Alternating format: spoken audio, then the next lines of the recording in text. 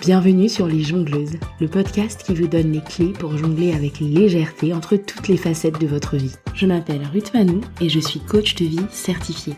Je suis aussi 2 fois maman, passionnée de musique et de pop culture. Et toutes les 2 semaines, je m'inspire de tout ça pour vous aider à retrouver votre voix intérieure, loin des injonctions et des chemins balisés. Pourquoi ? Pour que vous puissiez jongler avec fluidité entre toutes les facettes de votre vie. Je vous donne rendez-vous un vendredi sur 2 pour un nouvel épisode. Abonnez-vous à la newsletter ou sur votre plateforme d'écoute préférée pour être notifié des nouvelles sorties. Et je compte sur vous pour partager largement autour de vous et pour laisser une pluie d'étoiles et de commentaires partout où c'est possible. Bonne écoute!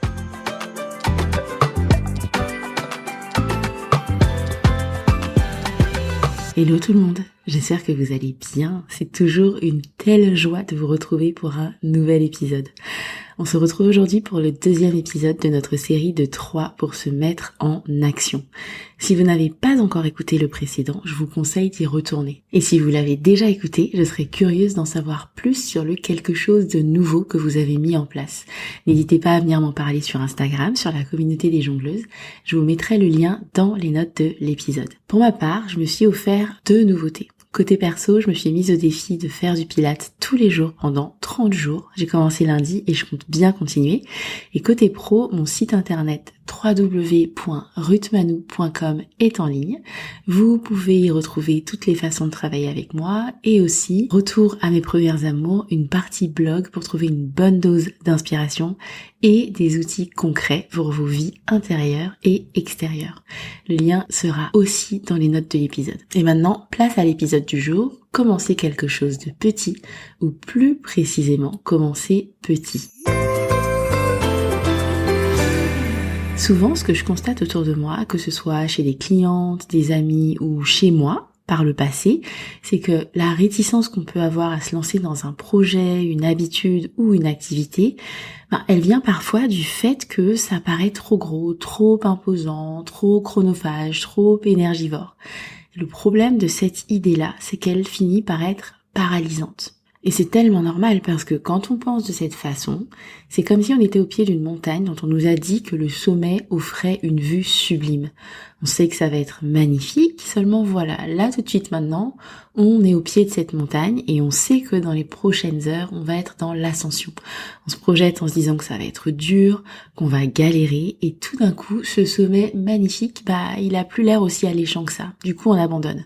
Même si ça veut dire qu'on reste coincé dans notre vallée dont on a déjà fait le tour 1000 fois et qui ne nous excite plus tant que ça. C'est le même mécanisme qui est à l'œuvre quand on veut commencer à ranger la maison ou l'appart par exemple et qu'il y en a de partout, qu'on ne sait pas par où commencer et du coup on abandonne. Ou qu'on veut commencer à faire du sport et que ça paraît impossible de dégager 1 heure dans des journées où on a déjà l'impression de manquer de temps. Ou qu'on veut commencer à écrire un livre mais qu'on ne le fait pas parce que un livre entier quand même, ça fait beaucoup. Ou qu'on veut commencer à changer sa façon de manger pour, devenir végétarienne, perdre du poids, manger plus de protéines, peu importe. Mais on ne le fait pas parce que c'est une reprogrammation totale de tout le processus entre aller faire les courses et faire à manger.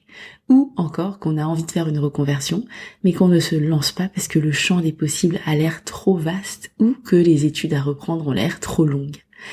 Bref, vous avez l'idée. Donc vous voyez, ici la pensée dominante, ça va être un mix de c'est trop dur, ça me paraît impossible et de mais en plus je vois pas par quoi commencer, je sais pas par quel bout prendre les choses. C'est pour faire face à ce type de pensée-là que je vous offre l'épisode d'aujourd'hui. Et de cet épisode, si vous ne devez retenir qu'une chose, c'est commencer petit. Vraiment, c'est l'antidote à la paralysie causée par c'est trop et je sais pas par où commencer. Si c'est tout ce qu'il y a à retenir de l'épisode, on pourrait s'arrêter là. Mais si c'était si facile que ça de commencer, même petit, est-ce qu'on serait pas toujours toutes en train de lancer de nouveaux projets, de nouvelles habitudes dans tous les sens en permanence? Ouais, je crois qu'on serait en train de faire ça. Et en plus, comme j'ai vraiment envie que vous soyez équipés en fin d'épisode pour vous mettre en mouvement, on continue.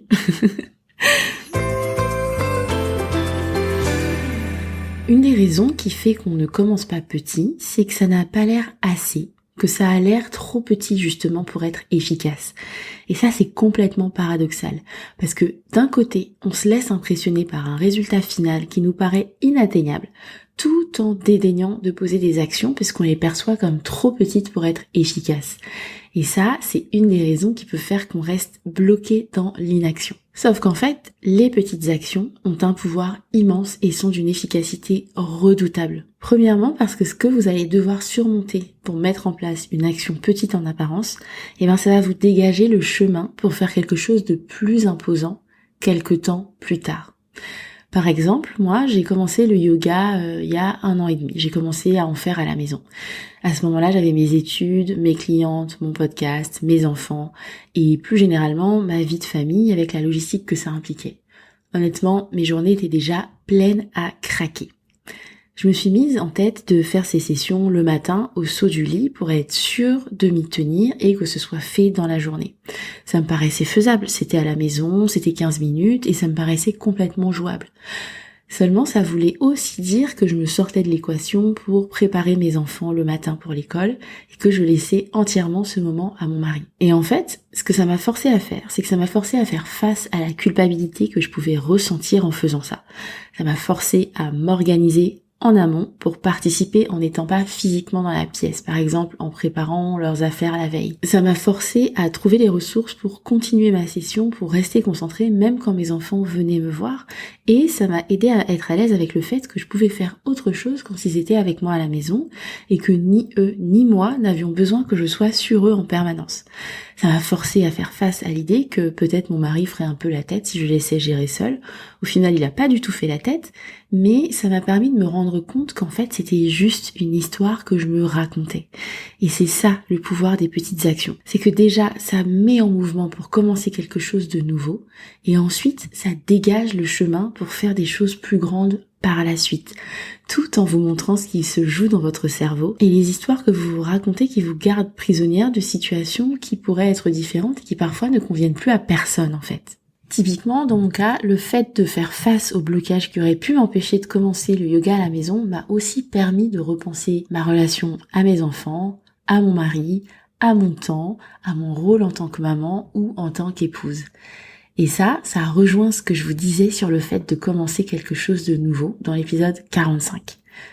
Ça vous montre toujours ce qui se joue dans votre esprit, si vous faites attention, et ça vous permet de changer les choses si vous trouvez que ça a besoin d'une petite mise à jour.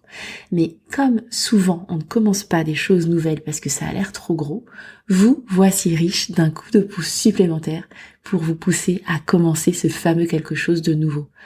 Commencez petit. On vient de voir l'effet de dépassement de soi et de croissance personnelle que peut entraîner le fait de mettre en place quelque chose de petit en apparence. Ce qu'on oublie aussi de prendre en compte quand on pense à commencer quelque chose en le faisant à tout petit pas, c'est la puissance de l'effet cumulatif. Si vous êtes au pied de votre montagne et que vous commencez votre randonnée un pas après l'autre, vous finirez par arriver au sommet. Vous allez peut-être vous arrêter en chemin, vous allez peut-être aller plus lentement que quelqu'un d'autre, mais vous finirez par arriver. Dans la vie réelle, si votre objectif est de désencombrer votre maison, vous pouvez vous fixer d'y consacrer 10 minutes par jour, pas plus. Ou alors vous pouvez décider de prendre une décision pour un objet chaque jour ou pour un meuble, l'intérieur d'un meuble chaque jour.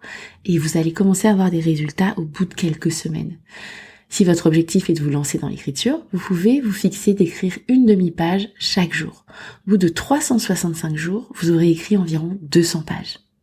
Si vous voulez améliorer votre sommeil, si vous êtes une couche tard et que vous avez envie de changer un peu ça et de dormir plus, vous pouvez avancer votre heure de coucher de 10 minutes chaque jour. Au bout de quelques semaines, vous allez avoir vos 8 à 9 heures de sommeil par jour. Si vous avez envie d'être plus active ou plus sportive, vous n'avez pas besoin d'aller vous inscrire à la salle de sport ou de dépenser quoi que ce soit. Vous pouvez juste vous mettre à aller marcher 10 à 15 minutes chaque jour ou alors vous mettre au défi de faire une planche à la maison chaque jour ou des squats chaque jour en augmentant progressivement le temps que vous tenez ou le nombre de répétitions. Si vous voulez améliorer votre discours intérieur, vous pouvez vous mettre au défi de faire une session de journaling de 5 minutes chaque jour. Ou une méditation, juste 5 minutes ou 10 minutes, pas plus. Et vous verrez que progressivement, vous allez commencer à entendre vos pensées en permanence et vous allez commencer à être capable de les influencer. Bref, vous avez l'idée. l'effet cumulatif rend particulièrement puissantes les actions petites en apparence. En vous lançant dans quelque chose de petit, vous allez commencer à avoir des résultats au bout de quelques semaines ou de quelques mois, à condition de vous y tenir et d'avoir de la patience. À ce stade, je n'ai aucun doute sur le fait que vous êtes convaincu et enthousiaste à l'idée de commencer votre quelque chose de petit. Donc allez-y, foncez. Et si vous faites partie de celles qui ne savent pas trop quoi commencer ou qui à l'inverse ont trop d'idées, vous pouvez retourner à la liste que vous avez faite à l'épisode 45 pour définir la nouveauté que vous aviez envie d'introduire dans votre vie. Si vous ne vous êtes pas encore lancé, c'est le moment. Go, go, go. Allez-y. Et choisissez une nouveauté, juste une pour commencer, et demandez-vous, c'est quoi la plus petite quantité de cette action que je puisse faire pour commencer? Pour en revenir à nos exemples de tout à l'heure, pour le désencombrement, qu'est-ce que vous allez vous fixer? Un objet par jour? Une pièce chaque semaine? Pour l'alimentation, est-ce que vous pouvez vous rajouter juste un légume par repas? Pour l'écriture, vous allez vous fixer quoi? Un paragraphe? Une demi-page? Une page chaque jour? Ou alors vous pouvez décider d'y consacrer une durée à votre nouveauté. Courte pour commencer, 10 à 15 minutes, pas plus. Ensuite, vous allez définir une date de début et vous allez vous mettre au défi de vous y tenir pendant au moins 30 jours. Et vous allez voir que si vous vous y tenez, il est très probable que vous ayez envie d'en faire plus que 10 ou 15 minutes à chaque fois. Et si vous tenez sur la durée, ce sera suffisant pour que l'habitude ait pris racine et que vous soyez prête pour l'étape suivante, pour votre sommet suivant, pour votre habitude ou vos projets suivants. Petit bémol, ceci dit, petit bémol, il peut y avoir des moments ou des phases de vie où il est factuellement hyper difficile de faire rentrer quoi que ce soit de plus. Ça peut être un proche malade et à l'hôpital, ça peut être un déménagement, ça peut être une période particulièrement stressante au boulot, ça peut arriver. Si vous êtes dans un tel moment, je vous invite à passer un pacte avec vous-même pour commencer votre quelque chose de nouveau et de petit dès que vous aurez sorti la tête de l'eau. Et là, vous allez faire un truc, c'est que vous allez vous offrir un rappel visible qui témoigne de ce pacte. Ça peut être n'importe quoi, ça peut être un bracelet, une paire de boucles d'oreilles, un élastique autour du poignet, un chouchou spécial. Peu importe, mais quelque chose que vous allez voir régulièrement et qui va vous rappeler que votre situation en apnée est temporaire. Et que vous avez bel et bien prévu de faire différemment. Et en fait, ça a été mon cas il y a 2 ans. Je travaillais énormément pour mes partiels en psychologie et je ne prenais absolument aucun temps pour souffler en dehors. Mes temps d'éveil étaient consacrés à mes études ou à mes enfants quand ils n'étaient pas à l'école. C'est typiquement une époque où j'ai fait une pause sur le podcast, par exemple. Sauf que je m'épuisais, j'en pouvais plus et j'avais l'impression de manquer d'air. Je rêvais de prendre du temps pour moi, de faire du sport, de bouger un peu plus, de voir des copines. Et en même temps, avec mes partiels qui étaient vraiment tout proches, je tenais vraiment à passer toutes mes matières et à les réussir. Du coup, j'ai appliqué cette technique du pacte. Je me suis offert un baya. Donc un baya, c'est des perles de taille. Et ça, c'était ma façon de dire à mon corps, je suis désolée. Je sais que c'est pas idéal ce que je te fais vivre en ce moment. Mais promis, dans quelques semaines, dans quelques mois, promis, je ferai mieux. Sauf qu'en fait, le fait de voir ce rappel tous les jours, ça me poussait à me projeter, à me demander ce que j'aurais envie de faire comme sport, comme activité, ça me poussait à en parler autour de moi avec mon mari par exemple, à définir les contours de ce que j'avais envie de faire.